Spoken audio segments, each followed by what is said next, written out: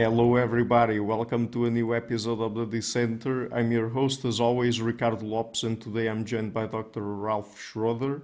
He's professor in social science of the internet at the Oxford Internet Institute. He has interests in virtual environments, the social aspects of e-science, and the sociology of science and technology. He has written extensively about virtual reality technology. So, Dr. Schroeder, welcome to the show. It's a pleasure to have you on. Likewise, a pleasure. Thank you for inviting me. Sure. So, does social interaction change in virtual environments in comparison to offline interaction? Right. Well, let me back up a little bit here and start by saying I've been studying virtual reality technology since the early 1990s.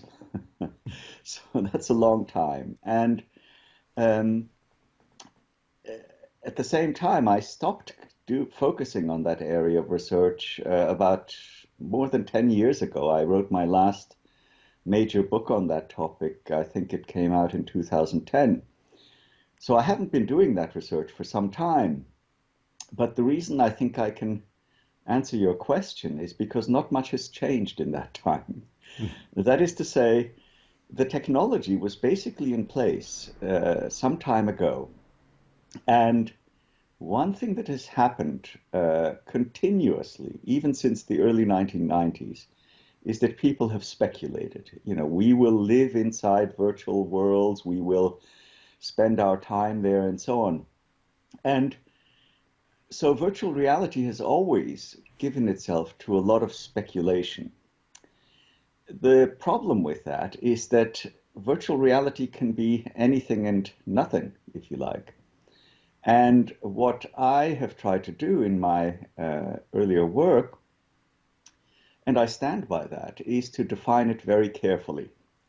So if you have a definition of virtual reality that says virtual reality is having a sense of presence, this is a big notion in virtual reality studies, presence of being in another space,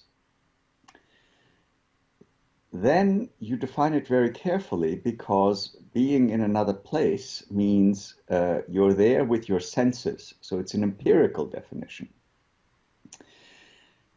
To me, that technology, so for a single user, has never been very interesting because that basically means that you're inside of another virtual reality alone.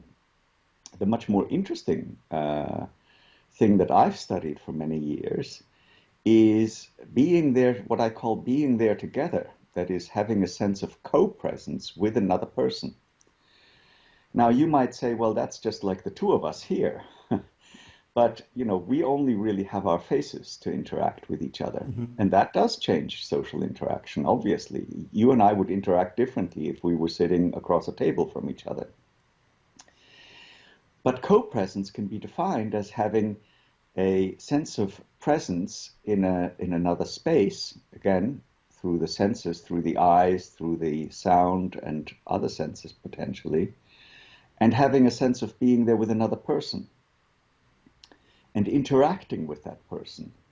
So it's a computer-generated environment which we share and in which we interact with other people. And that has taken various forms over the years. And it certainly does change the way people interact. And you can study it very nicely because you have, if you like, a laboratory. You put two people into that space and have them do things with each other. You can study that. Then you have large online spaces. The most famous one, perhaps, was Second Life, which many people studied. And people interact quite differently there because they have avatars, so-called, and they have a computer-generated presence. And so you can do things differently in a virtual environment.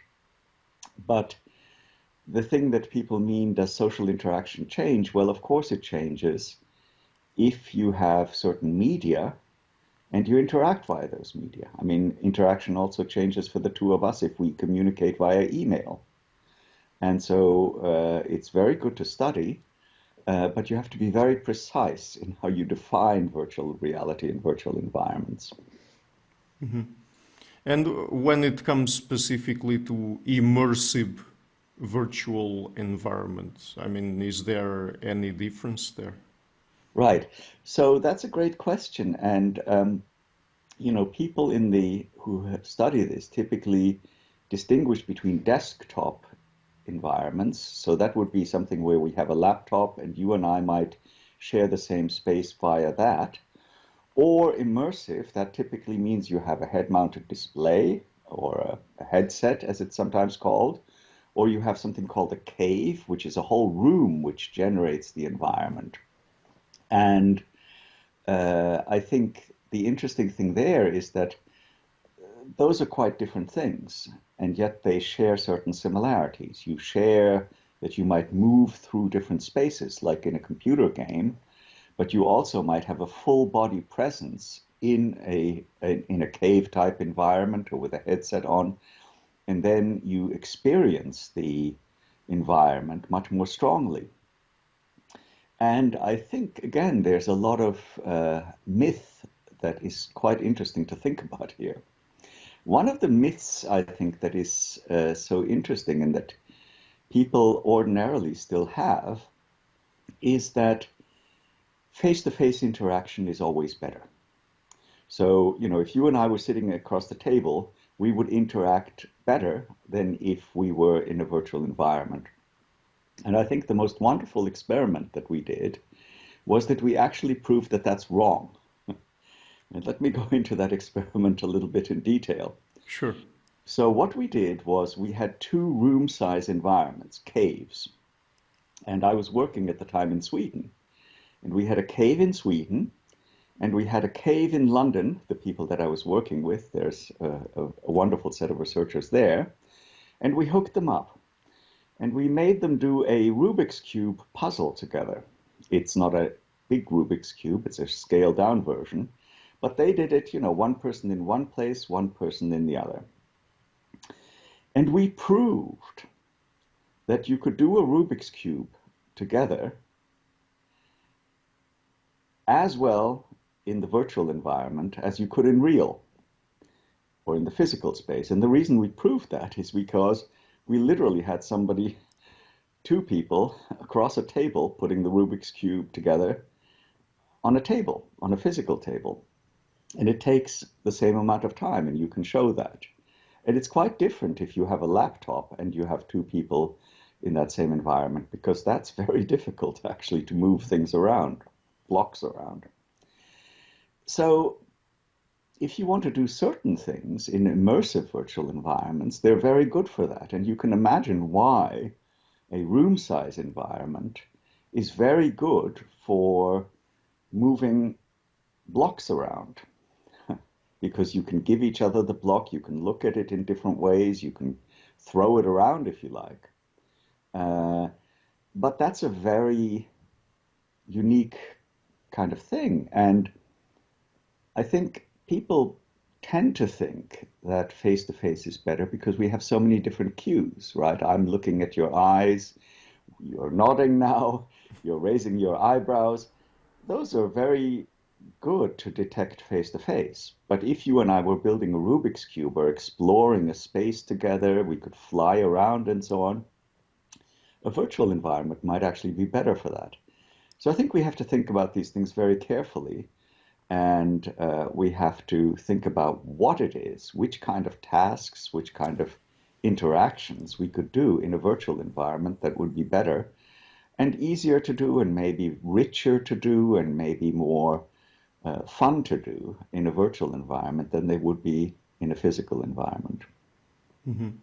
So we have to consider the task at hand and perhaps the goals we have, because I mean, in this case, I guess that when people think about social interaction, they are not thinking exactly about doing a Rubik's Cube or something like that, but really having, for example, a conversation.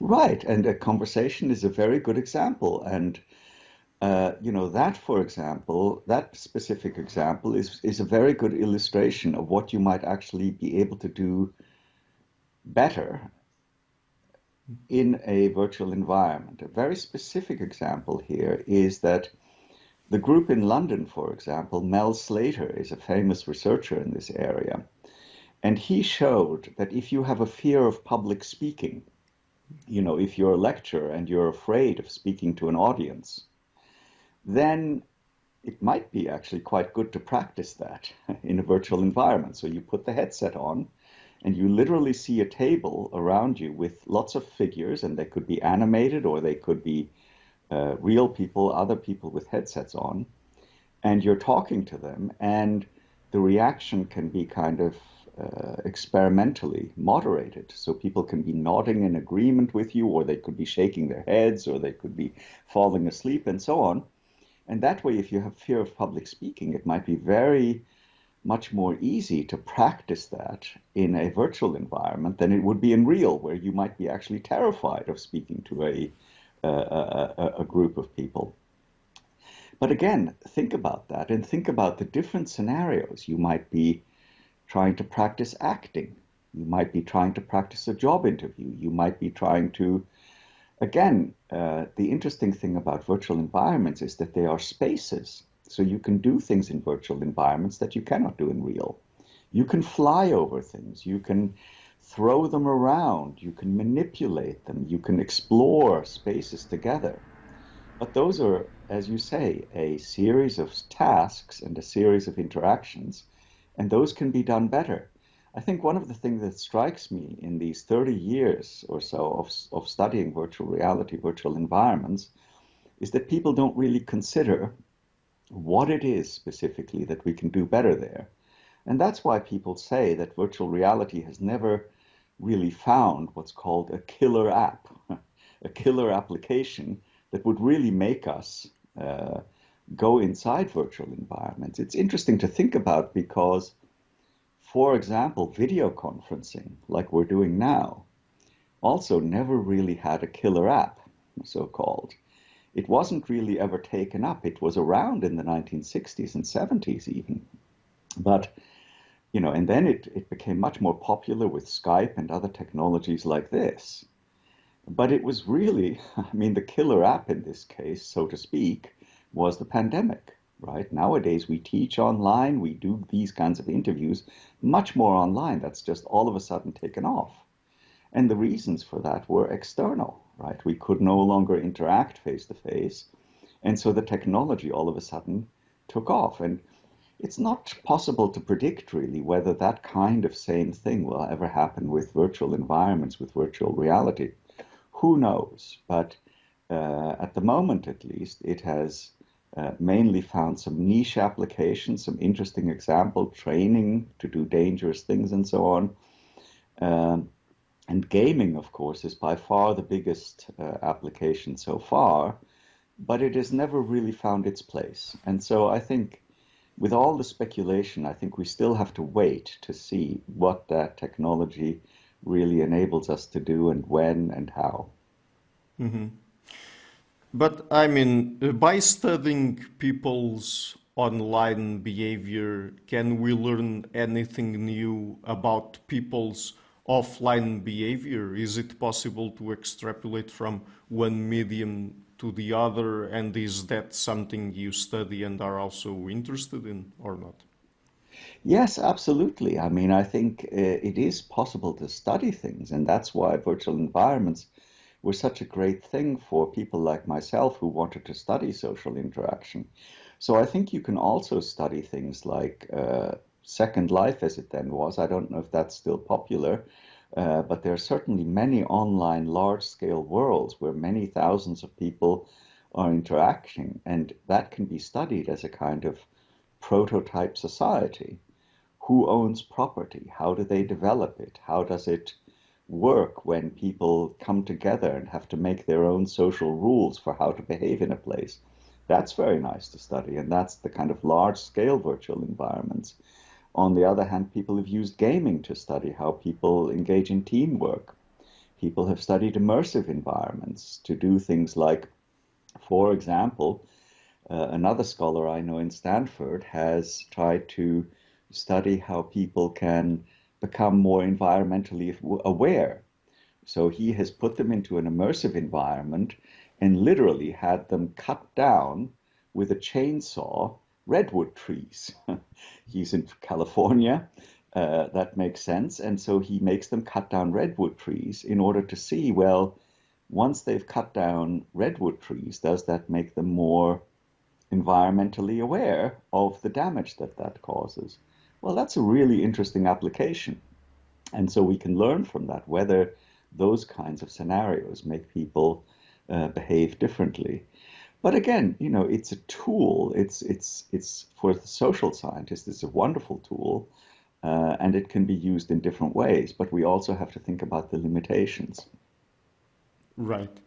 So, If I may, I mean, I think the other thing, I keep on talking about video conferencing because that is a really interesting parallel case. So virtual environments are computer generated. The graphics are generated, you create whole different worlds, you can change the appearance of your avatar. It's very interesting that with the pandemic, with many millions of people changing to online conferencing, we still don't know very much about how that works and how it works better and worse. And that's quite, well, it's interesting to think about how little we know about how this kind of new tool, which we've only had for the last couple of years, really, whether that's more effective and whether it's more. I mean, I think we also might think about not just the kind of instrumental way these environments allow us to interact, but also have a broader notion. Is this a richer form of interaction? Is this more fun? Is this more engaging? And, for video conferencing, I think what you and I are doing is quite engaging at the moment, right? And fun and it's good. Would it be better if we were sitting face to face? Well, in certain ways, yes, and in other ways, it might be more difficult, it might be more embarrassing, it might be more daunting, and so on. It would certainly require a lot more travel in the case of you and me. So I think we need to really think outside the box a little bit when we talk about online interaction and offline interaction. so moving now on to another topic of your work, uh, and now focusing more, I guess, on social media. Are people selectively exposed to political content on the internet?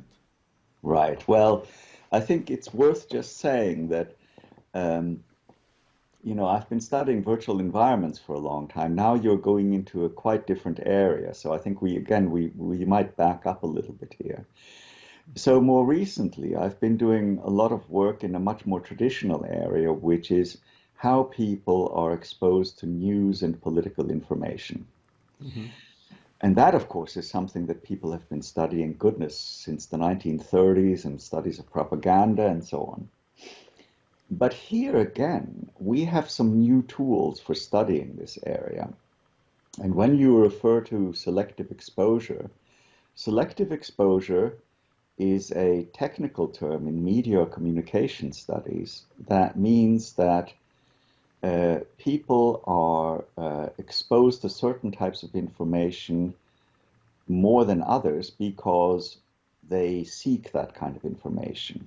Some people believe that this confirms their own beliefs, so they only get exposed to what they would already like to believe. I could put this all in more technical language, but I think this is fine for now.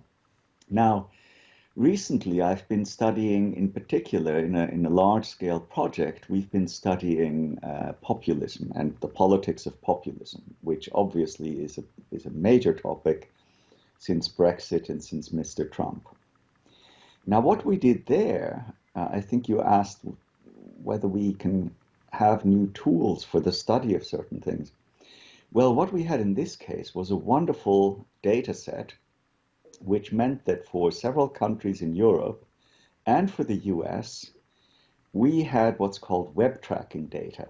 So we had data from a representative sample of people, let's say 2,000 or so in each country, the data of every click that they made on their internet for about 3 months.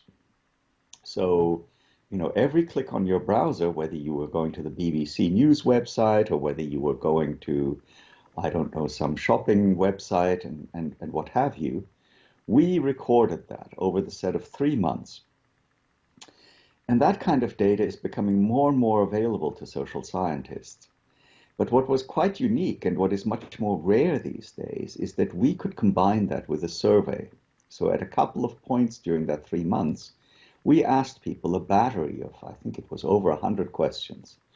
What kind of media do you normally consume? What kind of news do you normally consume? What are your political beliefs? What, obviously, your name and not your name, sorry, your name is precisely what we didn't know.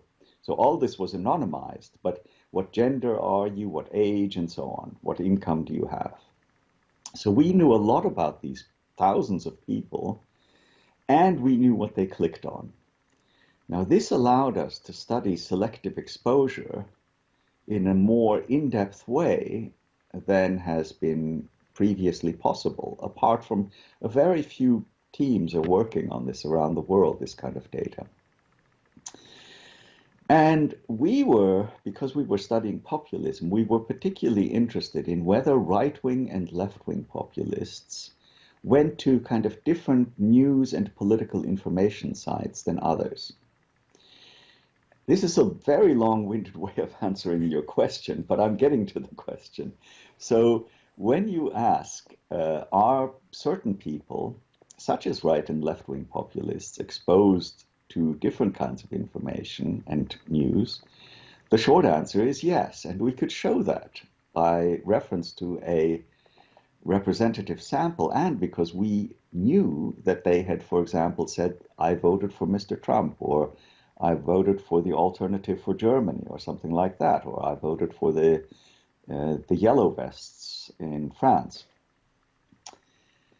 And yes, they have certain kinds of websites that they are prone to go to more than others, which is essentially what selective exposure means.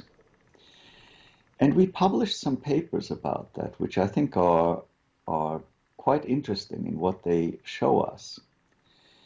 But there are two things that still kind of bother me about that research, and that is that if you think about all the kind of websites that you and I might go to, or that an ordinary citizen might go to, we of course have what's called massive overlapping audiences. So that you don't only go to certain websites all the time, you go to many different ones. And that of course is as true of populists or of right-wing or left-wing voters as it is of others. What I found so interesting about the results was we then went back and looked at, for example, specific areas. So let me just highlight one, which is climate change. Now, the common perception about climate change might be that climate skeptics go to different websites. They go to websites where their beliefs are confirmed, and those might be rather special websites. Alternative news, this is sometimes called. People have studied this, Breitbart and other kind of very climate skeptic denialist websites where people make claims against that kind of climate change science. And yes, we could show that that is true, that right-wing populists especially go to those websites more if they are also saying that they have a different view of climate change, namely a more skeptical one. And I found that interesting. But the even more interesting thing, which we could not really dig into, was something else, which is that those very same people, if you looked at actually the websites they went to sites that were actually talking a lot about the climate science. So they might go to NASA, which does a lot of investigation of the weather and of climate change, or they might go to other very scientific sites that talk a lot about the science. But they did so, one suspects, in order to say, this confirms my climate skeptics' beliefs, because these scientists are a little bit uncertain. or they found, that certain weather phenomena are not linked to climate change. And so they picked out and they tried to educate themselves to a very large degree about climate science. It's just they tried to find the climate science beliefs that suited their pre-existing climate skepticism. And that's quite interesting because that goes kind of against this stereotype that I think many people have, that these are people who are more ignorant. And I think we would find that also about other areas. In other words, that people who have certain beliefs which might be considered extreme, for example, extreme right beliefs, or indeed extreme left beliefs, actually they're not so ignorant about politics. They seek out a lot of political information. It's just that it's different from the kinds of information that other people might seek out. And I think that's quite an interesting finding. But just to be clear on this point, does that mean then that people who are already politically motivated, politically engaged, and perhaps they are partisan and already have decided on their position in about certain topics, are those the ones that tend to go out on the internet and seek confirmatory news and evidence, or is it that people in general tend to be selectively exposed to political content online? Yeah, that's really hard to say because I think one thing that has happened with the internet and with the kind of proliferation of outlets that we have is that we simply have so many more of them. So I think the debate about whether in general people are more selectively exposed or not, I think that debate is still open. And I think one thing that we might do is actually think about more uh, how the proliferation of outlets has made our whole landscape, if you like, of political information and news so different. I mean, people can nowadays go to so many different types of sites and they look at and listen to news in so many different ways, podcasts, YouTube, and so on. And I think again, the information landscape has changed so much, and we still don't know enough about that, except that, of course, people do use those outlets for political information. And the kind of information that they find is quite different. And so I think maybe to shift the question a little bit, I think the difference is rather between what you used to have with traditional media, which is professional, journalistic news, and if you like, gate-kept information on the one side, and this new proliferation of channels where people might have more commentary, or they might have more in-depth investigation, or they might have a whole different set of approaches, but that is not gate-kept, and that is not the traditional public sphere, or what I would prefer to call the public arena that we were used to before the internet, or even 10 years ago, when that was much more adhering to norms of journalism or of political fact-checking or of providing a kind of neutral, more objective, if you like, picture of what was going on in the world. And do we have any idea if the kinds of information people are exposed to online, being it selective exposure or not, has any sort of impact on their offline political behavior? Well, that's much more hard to say. And I think there again, I would like to shift the question somewhat because my argument has been, and I'm not the only one who has made this argument, is that at that point, we should really shift the focus to when is it possible to change, let's say, the political agenda? When is it possible that this kind of new exposure to information really leads to something like, for example, political change? And there, I mean, I'm shifting the ground of your question because I do think it needs to be posed somewhat differently. So you have this rich series of channels that people use for their political information. But let's think about a very concrete example of some major political changes that have taken place in recent years. And here, let's just take, for the sake of argument, the election of Donald Trump in 2016 and the election of Mr. Modi, I think it was in 2015 maybe. Now, how did that change the kind of political information that people were exposed to? Well, what happened with both those leaders, and it's almost uncanny how similar they are in this respect, is that the traditional media, the traditional public sphere or arena that I was talking about in a moment, that was something that almost excluded them.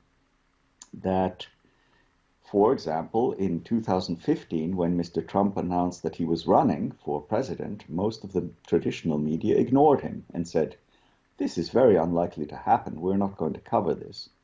So Mr. Trump said, "I'm going to Twitter. I'm going to just disseminate my views on Twitter." And he started to do that.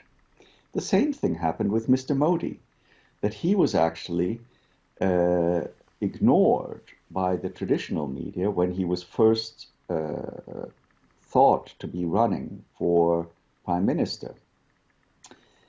Both these cases are also similar insofar as their own parties did not want them. They actually excluded these candidates because they thought that they could never manage and they were not in keeping with the views of their respective parties at that time. So both of them took to Twitter, and that was really innovative. Whether you, I mean, obviously, I don't share their political views, but that's neither here nor there. Now, one thing that is very tricky is to then say, well, are you saying that Twitter changed the election outcome? And the problem is that the answer to that immediately is no, because Twitter on its own did not change anything. Two further things were needed. One is, of course, that people were receptive. This comes back to your selective exposure a little bit, that people were receptive to their message. But the other thing that had to happen is that the tweets that these two leaders threw out and where they communicated in a rather different way from how we are used to communicating when people are, for example, interviewed in news conferences and so on. They made outrageous claims. They made really strong claims. But those claims then needed to be covered by traditional media because they were so salient and maybe they were also newsworthy. And so these two candidates came to be covered much more extensively than their rival candidates for prime minister or even of the other parties. And so it's never just social media or one social medium on its own that changes the landscape, but what happens is that challengers who use these new media in new ways, and then that gets taken up and disseminated across the landscape, that really does change the political scenery. And I would go so far as to say Twitter plus traditional media plus the support that these two candidates were given really enabled them to become into the powerful figures that they became. Now, that was innovative for the time, and that might not happen again, because nowadays anybody can think that they can use Twitter in this way. But for the time, it was an innovation, and it really, to my mind, shows that social media can have a major effect. But the receptivity has to be there. It has to be a message that resonates with a large group of people, as it did in this case. Talking about populism now, what is the myth of populism as a thin ideology? Well, again, let me just back up here and say for the audience that you might have Yeah. that populism studies has really exploded in the last few years, and other people have studied it for far longer than I have, but it's really taken off. And the reason why it's taken off is obvious, because there have been many populist leaders that have become elected or that have challenged existing parties in the last 5 or 10 years or so in a way that they really hadn't. Although populism itself, of course, is over 100 years old in certain parts of the world. Now, in the scholarship, I would say that the majority of people regard it as a thin ideology. And what they mean by that is that it is not a freestanding ideology like others, like, for example, liberalism or socialism or communism or social democracy. And the reason they say that is that populism takes lots of different forms, and that it's more to do, let's say, with the leadership, or that people exploit the way that they can get support, and they don't really have a thick ideology. They don't really have a full-bodied, if you like, ideology. It's just that populism piggybacks on other things like strong nationalism and so on, and in that way pervades so many places and times, and it's therefore thin. I've argued against that because, to my mind, actually, you have to rethink this whole idea of political ideology a little bit, and consider that populism does actually have some core features. And those core features, to my mind, and again, I'm not alone in thinking this, are that it's anti-elite. So populism can be defined as being, for one, anti-elite. For two, it is the people, however defined, that should be more in power. And thirdly, that the populist ideas should enable them to have more power in that way. Now, let's unpack that a little bit, because that actually has left and right-wing versions. So in the right-wing version, you are typically against elites that are, let's say, not exclusionary enough, that would like to be more inclusive. In the left-wing version, it tends to be capitalist elites, pro-globalist elites, and so on. Now, again, in terms of the people, the second part of the definition of populism, the right-wing version tends to be saying that certain groups should be excluded from power, because after all, if you say the people, it should be the people who rule, then you're saying we are the people and others are not. And in the right-wing version, that tends to be anti-immigration or anti-certain cultural features. In the left-wing version, it tends to be that you want to have some kind of economic exclusionism. So that globalization is robbing us, the people, of jobs, let's say, or is robbing us of economic opportunities. So there should be stronger economic barriers. And so finally, the populist would say, well, we should be in power more.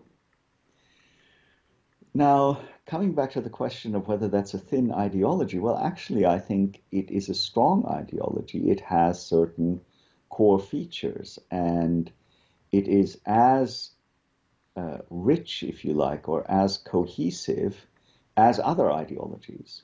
Socialism or liberalism, for example, can be defined in many different ways. And they're as loose or as cohesive as other ideologies.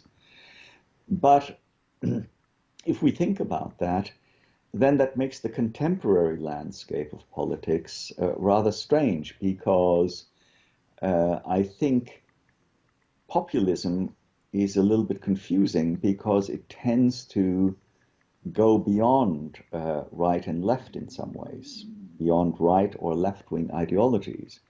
And that's a little bit tricky. Let me give you two very specific examples. So I study Sweden a lot. In Sweden, you have an anti-immigrant, strongly right-wing populist party, namely the Sweden Democrats. And they get about 20% in opinion polls and in votes in the last couple of elections or so. Now, the interesting thing about that party is that it's really difficult to consider it right-wing because it's also economically populist. It is also economic protectionist, and it's also anti-globalist. So it has a strong left-wing element in it, which is in keeping with Swedish politics for over 100 years. And so it's a little bit beyond right and left. I would also argue, and this is probably a bit more controversial, that Mr. Trump, who is typically seen as a strong right-winger, actually, some of his policies were more in keeping with what were previously democratic politics, economic protectionism, a certain kind of isolationism in foreign policy, which did not want to go abroad and fight for freedom across the world, let's say. So he actually had a strong populist left-wing element to his policies. I'm sketching this in very broad brush strokes here, but I think he really shifted the ground of where American politics and particularly the Republican Party were before he came to power. And I think we also have to bear in mind that this is a year in which the Americans have midterms. And although Mr. Trump was defeated in last year, or rather the year before, his agenda is still tearing the Republican Party apart. And we don't know what will happen there, whether populism of his kind of brand, of his kind of, I think it's a thick ideology that he's presenting a coherent package. It's just we don't know how to define that or pinpoint that package. But to my mind, it is as cohesive and as popularly appealing as some other ideologies. I'm sorry, that was again a very long-winded answer, but I hope I've come back to the main point, which is that I do think that populism is becoming stronger in many places. It's curious to think about how many different populist leaders have come into power. It's also important not to overstate this and make it into a kind of global phenomenon, because there are some countries, Japan comes to mind, or Ireland, where populism is not really on the radar, which don't have populism. And so it's important not to overstate and make everything into populism. But in certain countries, it certainly has found appeal and it has gotten stronger. And we don't know what that will, in the end, wind up as, whether that ideology, that thick ideology, will continue to have appeal, and whether it will evolve and strengthen, or whether it will weaken over time. Who knows? Yes, but would you say generally that populism is on the rise? Well, it has been on the rise for some years, but in certain parts of the world rather than in others. I mean, I said earlier that populism has been around for well over 100 years. In the US, it was quite widespread in the late 19th century. In Latin America, it waxed and waned over the course of the 20th century and was much stronger there. I'm not sure that it's stronger there today than it was in the past. But in certain countries, at least, it has found new shapes. It has found a new receptivity or new resonance, and that has become stronger in certain parts of the world where we previously didn't have it, such as Sweden again, or in Germany. I mean, in Germany, some people compare populism to fascism. I don't think that's correct, because the populism that we've seen recently in Germany, for example, has very different and very specific roots. Excuse me. But it has risen in Germany, and if we go around the world, I mean, I don't know much about Philippine politics, for example, or politics in Indonesia and so on, but Turkey is another very interesting example. I mean, Mr. Erdogan is certainly a populist politician, and that is, again, for Turkey, it is relatively new. Excuse me. Yeah. Okay, so I would like to explore one last topic with you today. Is big data useful for social science, and if so, in what ways? Right. That's, again, you are posing all these very big and broad questions. I think big data is very important for social science. I think it's important to think about why that has taken such a different turn in recent years. Well, one obvious answer is that we simply have much more data. Social scientists have, in the last decade or two, had a lot more, particularly digital data. I was talking earlier about this web tracking data that we have, about having very fine-grained data from all the clicks that people make over a series of months. Well, we didn't used to have that kind of data before. And we obviously have lots of data about the emails, the different Facebook expressions, the Twitter data is a very popular source of data for social scientists. So I think we are in an era when those kinds of digital data, or digital media data more specifically, but also other kinds of data such as tracking people's movements with their mobile phones and so on, that has really made social science have a much more rich and much more extensive data sets than we had before. I think one thing that is curious, though, is that it has also meant that lots of people in different ways explore these data. And here we could talk about the different disciplines and the way in which they work together. I mean, the place where I work, the Oxford Internet Institute, we now work very closely and have as members of our staff computer scientists, people who know how to program, how to scrape large amounts of data from the web, and so on. And so it's exciting times. I think the thing that's happened is that, therefore, social sciences have become much more quantitatively oriented. But it's important to say that also qualitative data has become much more available and can be much more richly examined if we think about, for example, images, or how you analyze text from a qualitative point of view. So the data has become much more abundant. What has happened, though, is that, therefore, social scientists have come to explore lots of different topics in many, many more different ways.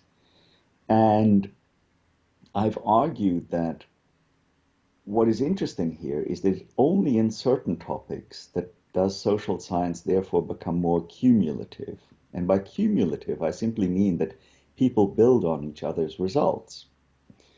And that is also possible more now than it used to be, because, for example, people put data sets online for other researchers to use. Or people say, well, for example, we've examined this web tracking data set and that shows us this, but if we examine it from a more powerful perspective, looking at even more fine-grained analysis of this, then we find something that improves upon that understanding. So that kind of cumulation, that sense that we can build on each other's work, has also improved. But while social sciences have been energized, if you like, by this influx of data, there hasn't been as much, if you like, consensus about what those data mean. And that is, of course, a traditional problem in social science generally, that people cannot agree on what to study and what the findings really represent.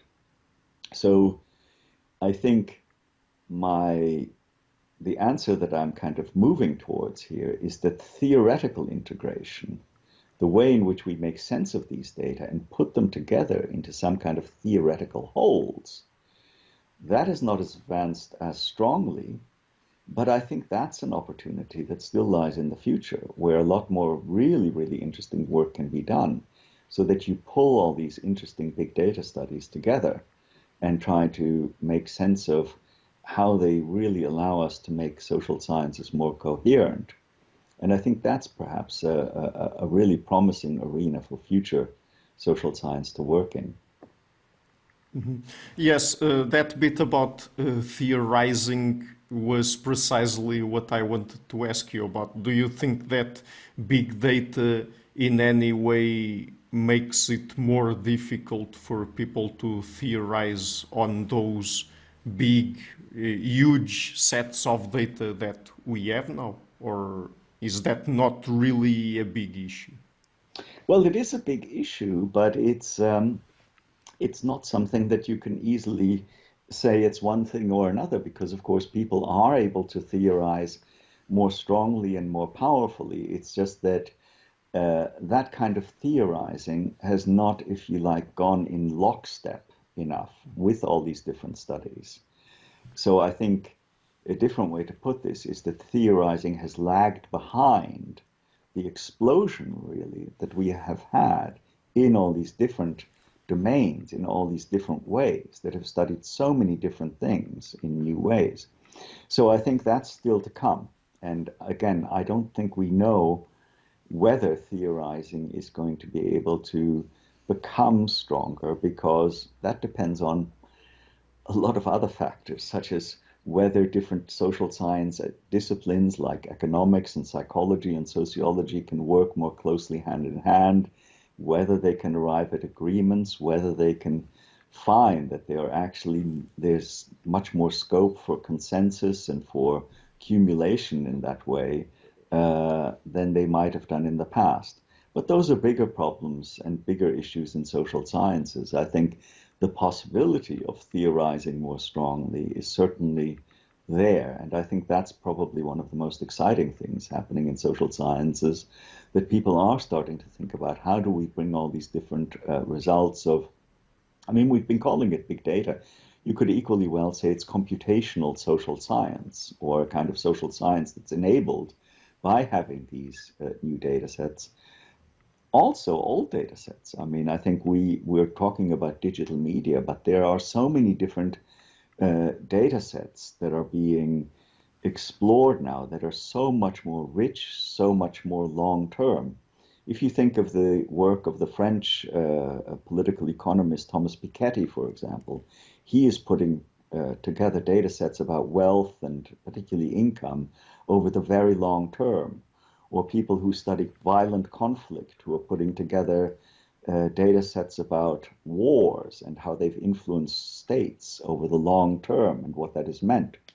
Well, in all these areas, data sets are being produced in much more long-term and long-range and much more powerful comparative analyses are being done.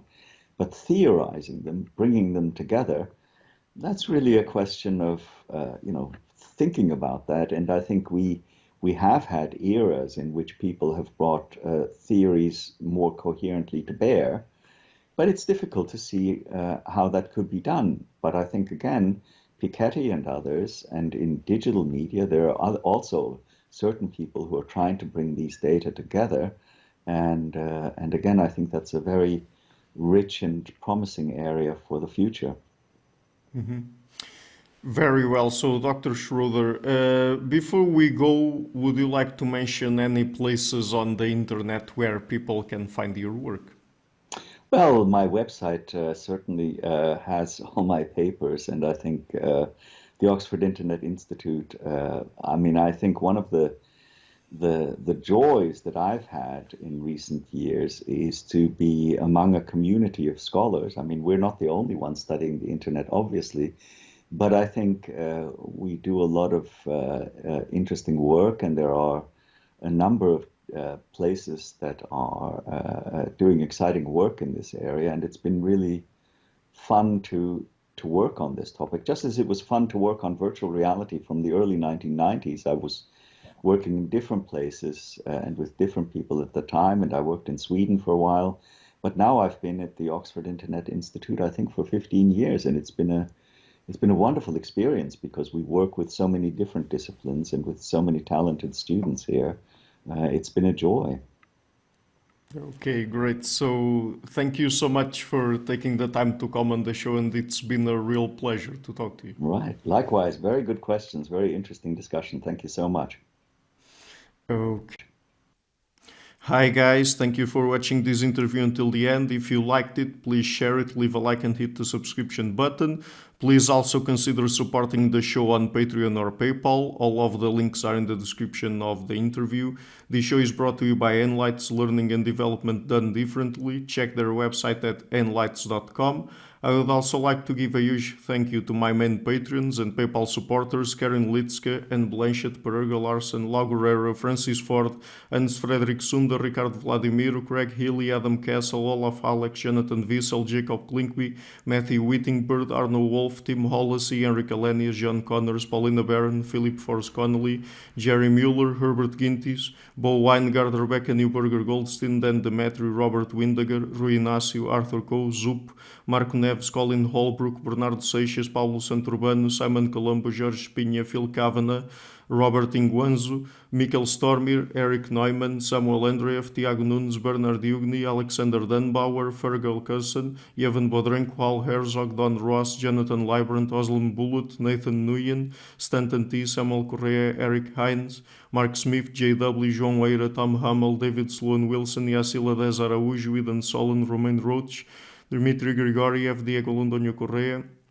Tom Roth, Yannick Punter, Adana Rusmani, Charlotte Bliss, Nicole Barbaro, Adam Hunt, Pavel Ostazewski, Nelek Bach, Catherine and Patrick Tobin, Al Ortiz, Guy Madison, Gary G. Hellman, João Linhares, Lida Cosmidi, Saima Afzal, Adrian Yegi, Nick Golden, Paulo Tolentino, João Barbosa, Jules Price, Edward Hall, Edin Bronner, Franca Bortolotti, Gabriel Pons Cortez, Ursula Litzke, Denise Cook, Scott, and Zachary Fish. My producers is our web, Jim Frank, Lucas Tafinia, Kian Gilligan, Luís Caetano, Tom Van Egdem, Curtis Dixon, João Linhares, Benedict Mueller, Vega Guidi, Sardas France, Thomas Trumbull, and Nuno Welder. And my executive producers, Michel Rugieski, Rosie, James Pratt, Matthew Lavender, Sergio Quadriano, and Bogdan Kanivets. Thank you for all.